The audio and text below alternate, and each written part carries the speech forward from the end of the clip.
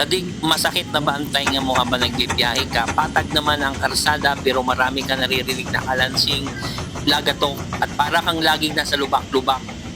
Baka sira na yung mga suspension bushing mo, upper at lower. So kinakailangan mo niyang palitan para maiwasan ang sakit ng tainga mo habang ibig para kang yung boses ng iyong kapitbahay na sobrang daldal. Ganyan po yun ang ingay po ng iyong suspension. So, ang gawin mo po, punta ka sa trusted mo mekaniko, pa-check mo under chassis mo.